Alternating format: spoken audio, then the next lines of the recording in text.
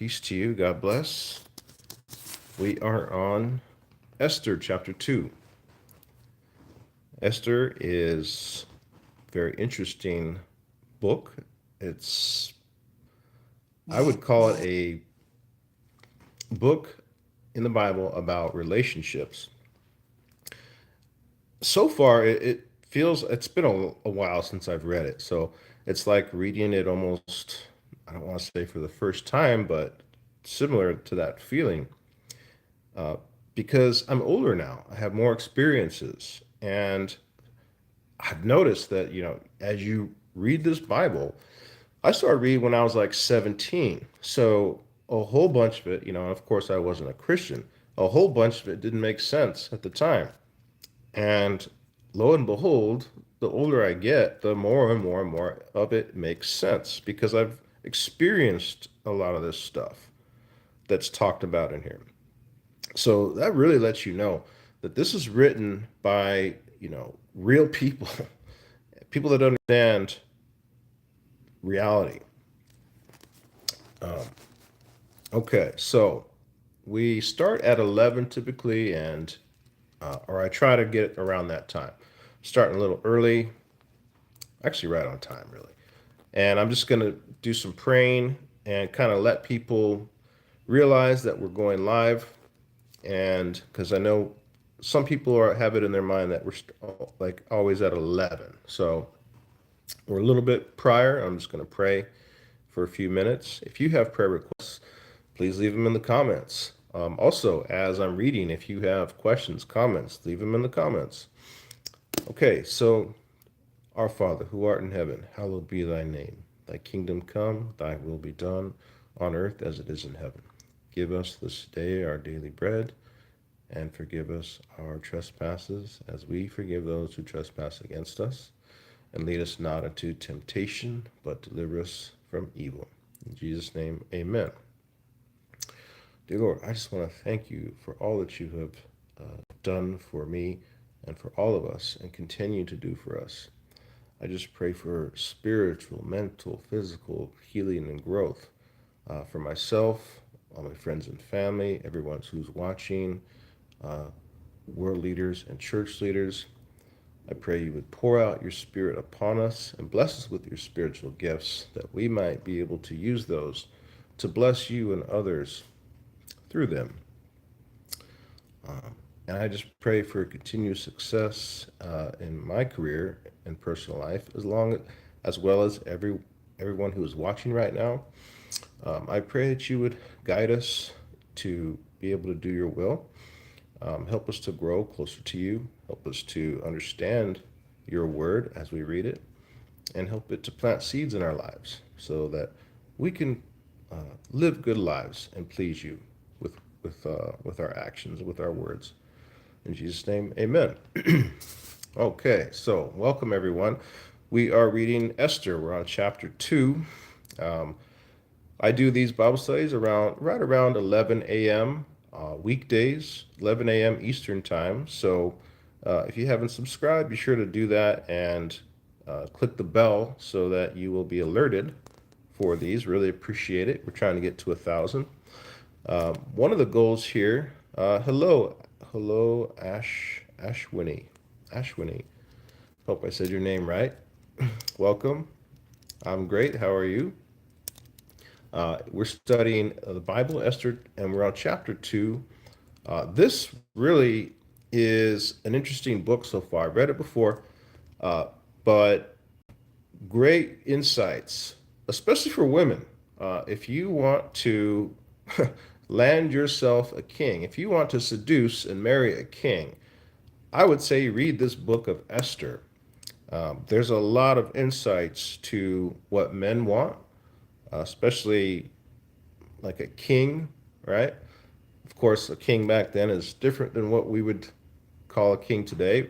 Uh, let's see, are you Orthodox Christian? I don't know. I don't know. I wouldn't. Don't know. I don't know the definition of Orthodox Christian. Honestly, I'm just a Christian um, who loves to study the Bible. And that's why I'm doing this. I really wanted to get back into studying the Bible, but uh, I live in the eastern part of the U.S.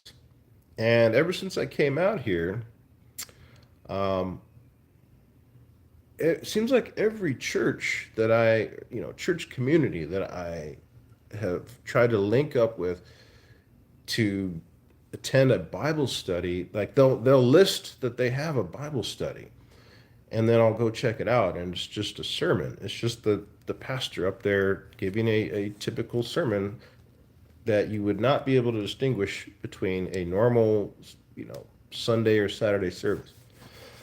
The Bible study that I want is what we're doing now, is where we're just reading the Bible and talking about it and learning from it, chapter, book by book, chapter by chapter.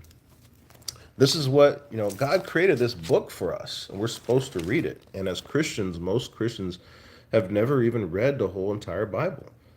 And it's very important because it's not enough to just rely on your pastor. Because, like Ashwini says, there's different, like, sects out there, there's different denominations and everything. You just need to read the Bible, okay? You don't want to rely on what a person says, any other person out here says about God or Bible. To read it for yourself, because people misinterpret things. They outright ignore things. For the longest time, I grew up being taught that we were not allowed, that it was like a sin to drink any kind of alcohol. And so for my early year or two of being a Christian, I was very vocal about, oh, we shouldn't be drinking at all, whatsoever. Meanwhile, the Bible doesn't say that at all. It you know, it even encourages drinking, like wine, like alcohol. Um, and it was even an offering, and so on and so forth. Jesus, drank it, he made it. So it's like, where is this coming from? It's coming from false doctrine. It's coming from people who are not properly studying the Bible, and they're regurgitating what they heard somebody say.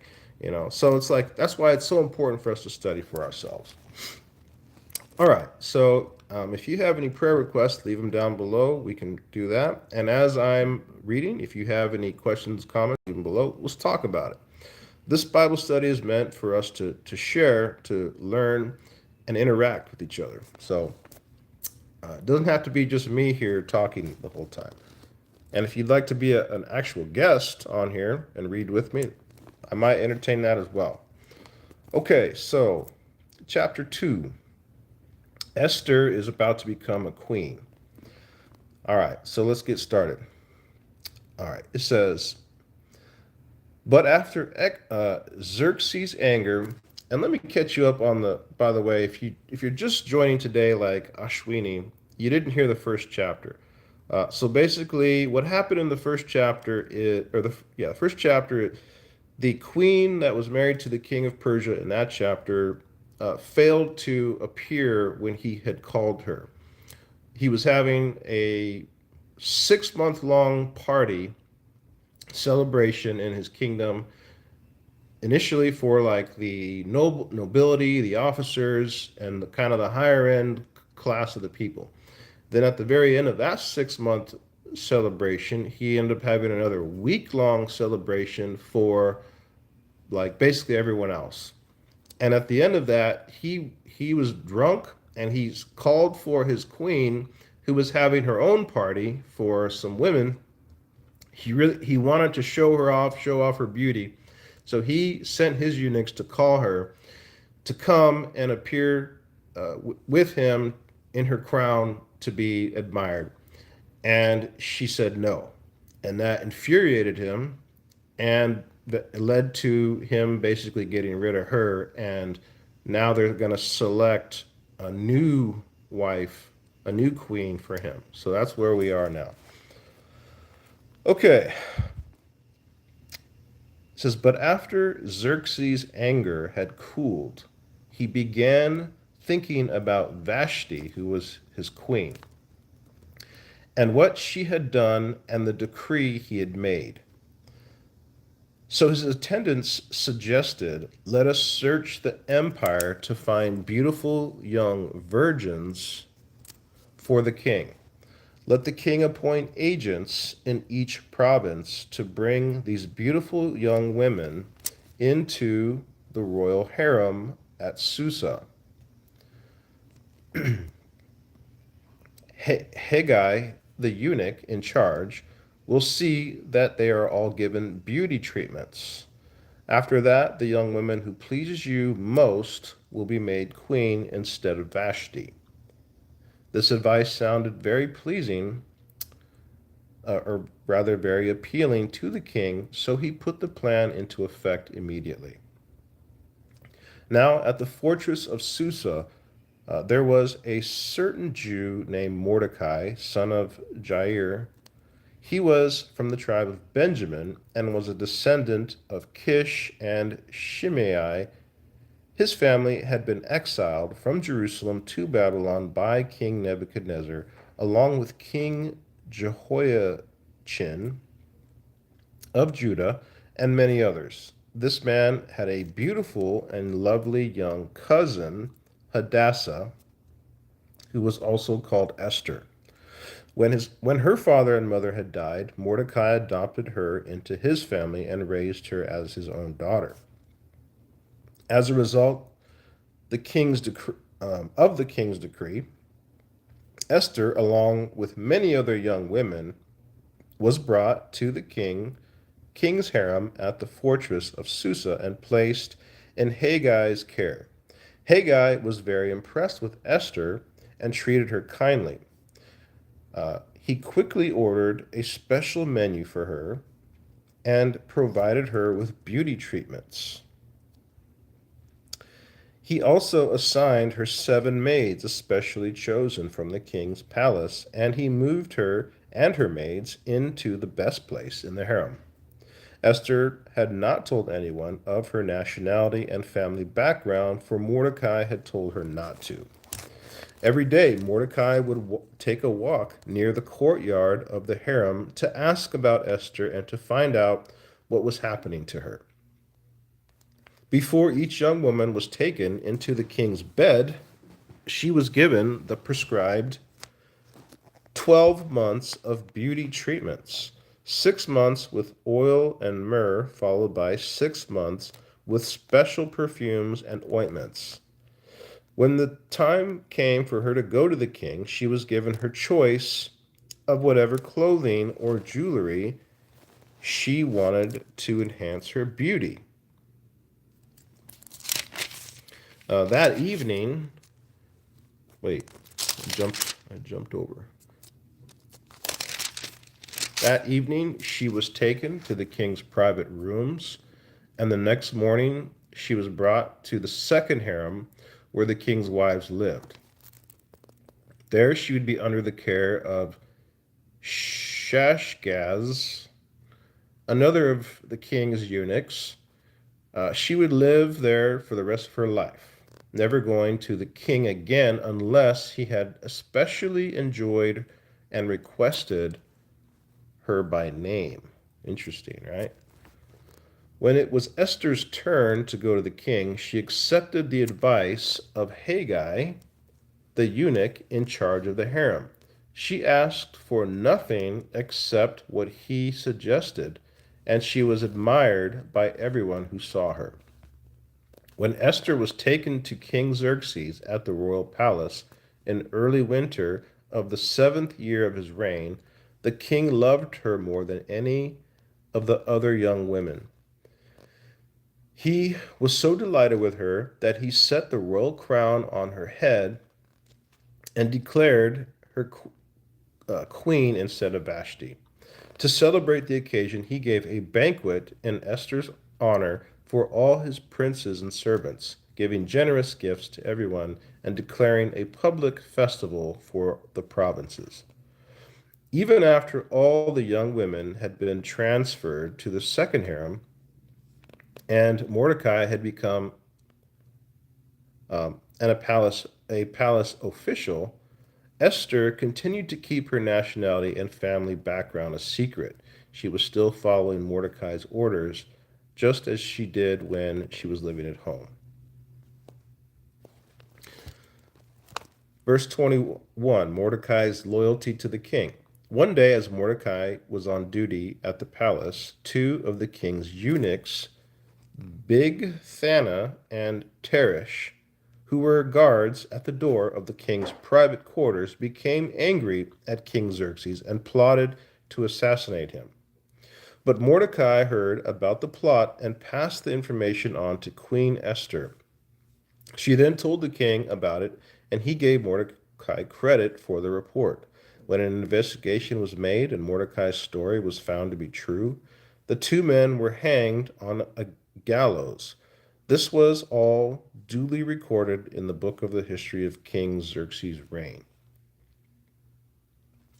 And that's the end of that chapter. So, what did you hear in there that stood out to you? Mention it in the comments. What was a big thing that you heard, or just anything that you heard during that reading that stood out to you that you either wanted to mention or had a question about?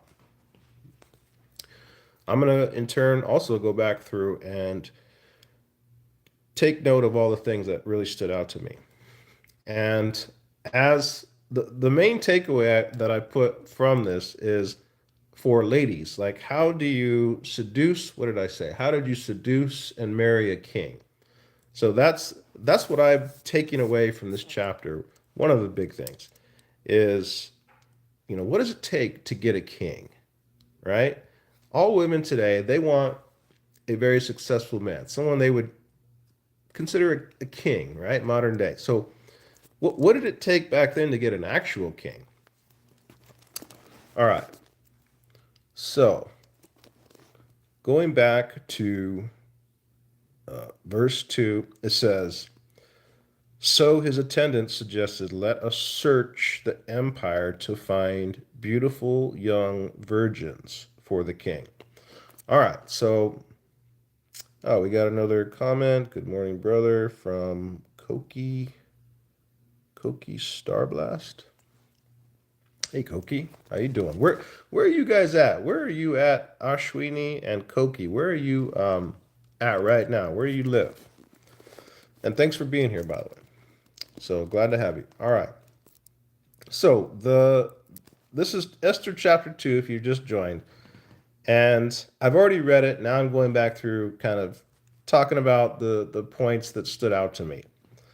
And the overall theme, I read these before I do these Bible studies and before I go live. And I try to get, what's the main takeaway I'm getting? So, and I add that to the description or the title. And what I took from this was that it's really sort of a message to women in what men want, right? And how to get a good, like a really good man. Okay. Because it applies, I can see just from reading this, it applies, the men have wanted the same thing from women since the beginning of time, and that's still what we want, right? It's still what we want. First thing, it says, let us search the end to find beautiful, right? We want beauty. Oh, you're in Pennsylvania. Awesome. I'm in Florida. All right, so of course, so tell me, Koki, by the way, Koki, are you a male or female? I can't tell from your name or your picture there. Are you male or female, Koki? And same for you, Ashwani. I can't tell if you're male or female. All right. So we want beautiful, right? What man does not want a beautiful woman? Okay, so you're female. Okay. So what man does not want a beautiful woman, especially a quote unquote king, right? It says beautiful young virgins for the king, right? So what else do men want? Do we want women that have been, high body count? No, we want practically virgins. That's, that would be like the top, right? Okay, and then it says in verse 3, let the king appoint agents in each province to bring these beautiful young women into the royal palace or the royal harem at Susa. Again, beautiful young woman, right? This is what men want.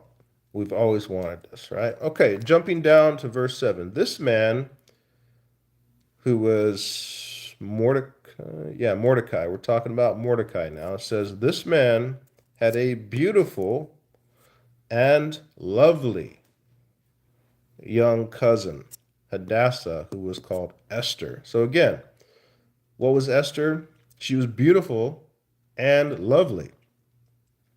So beautiful is obvious. What about lovely?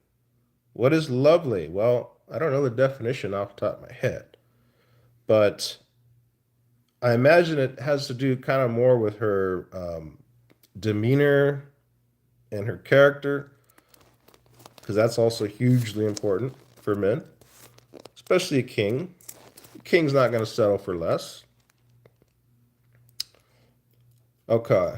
And neither is anyone, any other man, for that matter, who has self, you know, respect for himself.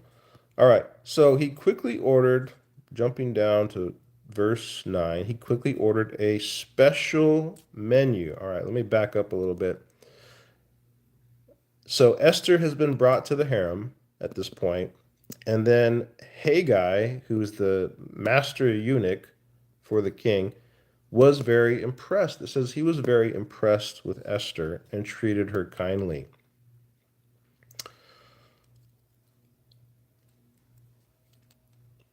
He quickly ordered a special menu for her and provided her with beauty treatment. So what is this telling us, right? He knows the king loves beauty, right? He thinks this eunuch guy thinks Esther is beautiful. He wants to not only maintain that, but to try to enhance that. So what is he doing? He's giving her a special diet, right, to help her to look her best, and on top of that, more beauty treatments. Okay,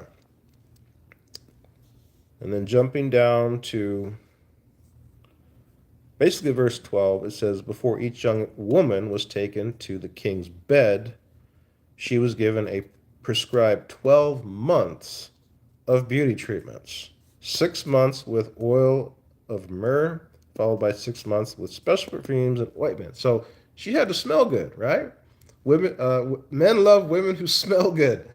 Boy, I'll tell you, that is one thing that you women, um, some women really understand this, because I have walked past certain women who, even though they didn't like catch my eye, wow, they smelled great, and it like makes you turn and be like, whoa, let me give this a second thought.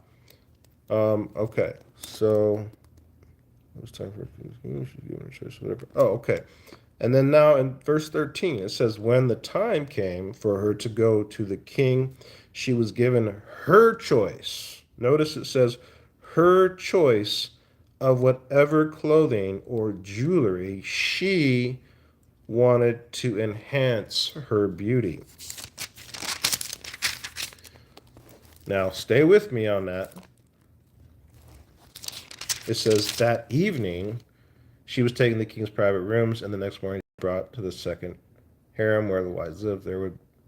Uh, there would she under there would be she'd be under the care of Shashgaz. Uh, Losing my place here. Sorry, let me go back.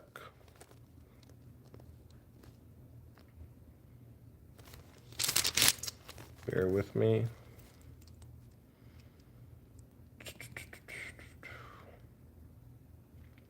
Okay, so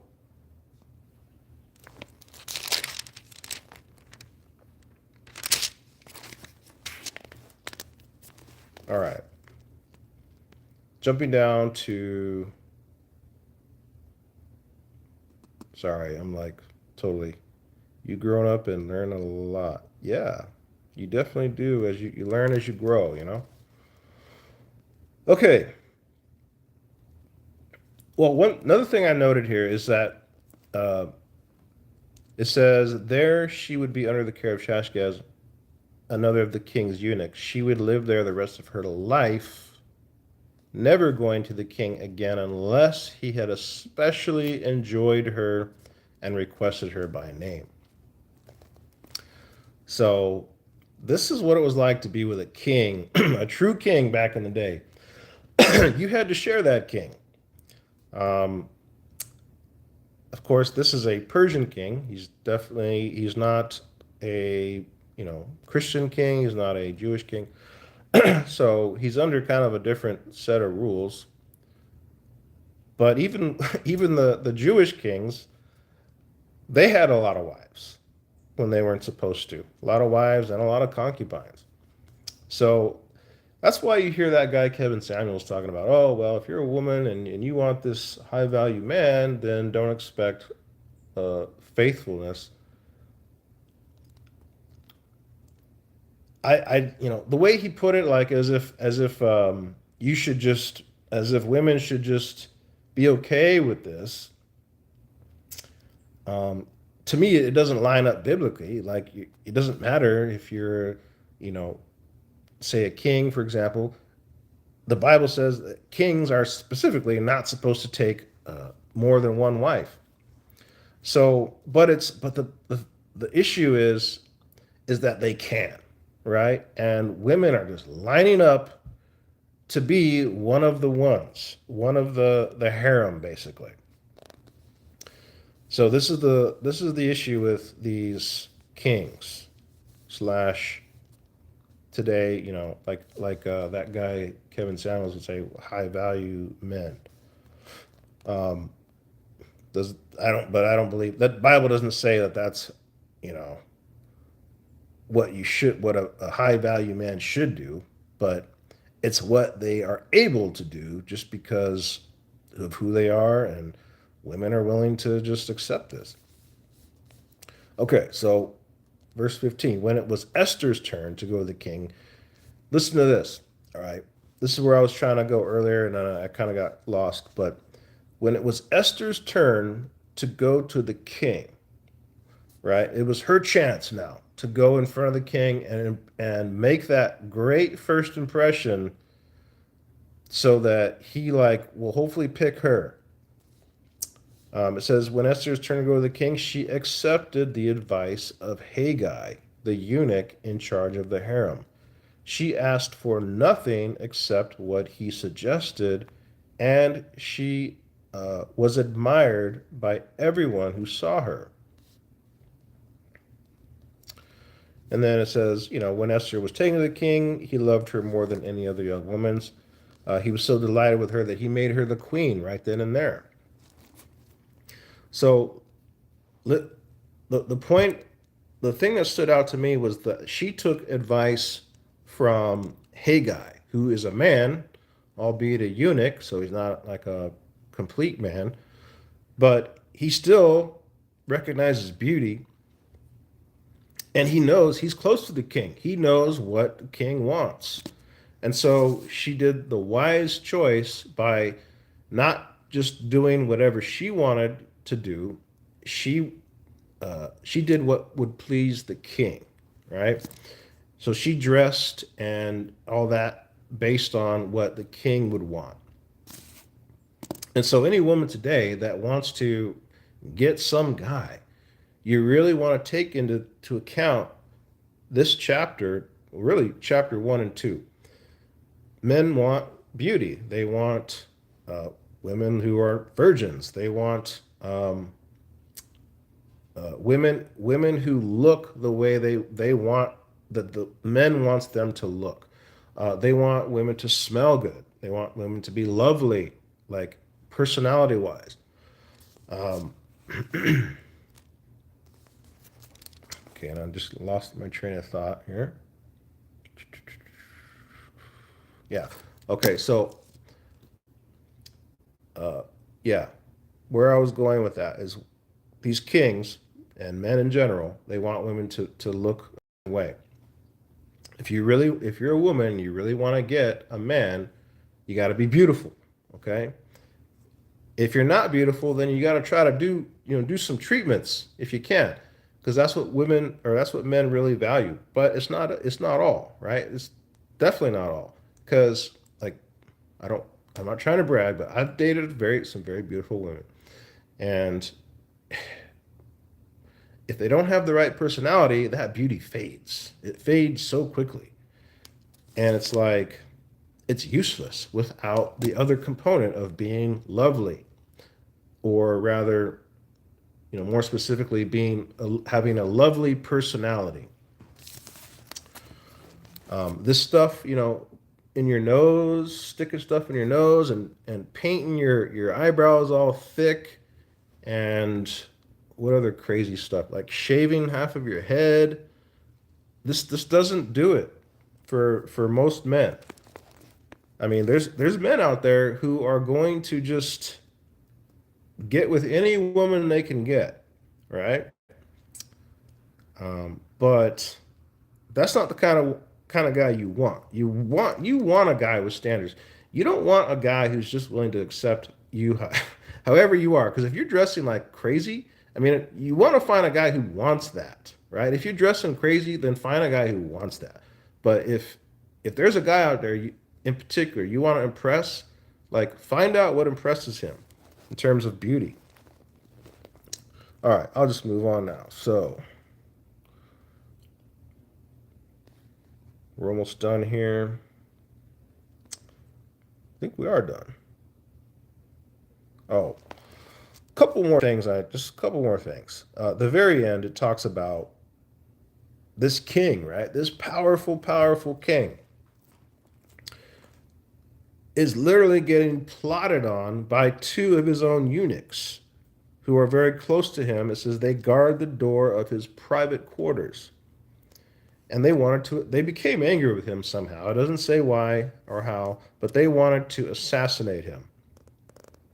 Can you imagine?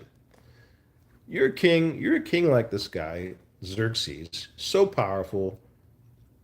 I mean, you would think that like the amount of problems you're dealing with, it's not like you would have no problems, but you would think they'd be like somewhat like less or manageable. I don't know. My point being is that all men, whether they're a king or they're, you know, like the lowest guy on the totem pole, we have issues in our life going on that are stressing us out. We're under so much stress every day and so much pressure. We want a woman who takes that away, or alleviates that for us. The last thing a king wants, or any man for that matter, doesn't matter if they're a king or not.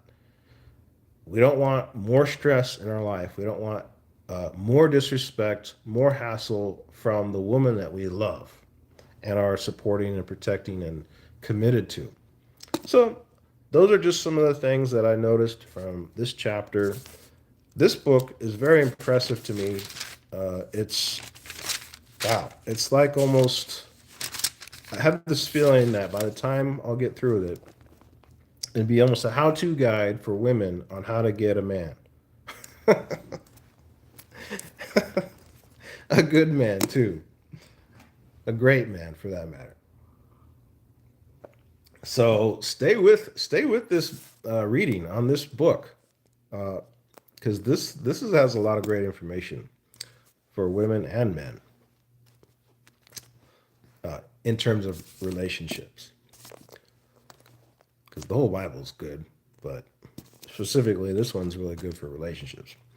All right, so that's it for me. I got to do some writing. I got a script to write. So I appreciate you being here. Again, my name is Brian, and we do this Monday through Friday around 11, just depending on what I got going on. So we just go through the Bible chapter by chapter and read it, and you're free to make comments. I encourage you to make comments, questions, comments in the comments section so that we can talk. I don't mean for this to just be me talking the whole time. Eventually, I would love to get a group of people who were all together reading and recording this, and then we can put that out and have many different perspectives and opinions and stuff. And yeah, so anyways, peace to you, God bless, and we'll see you tomorrow.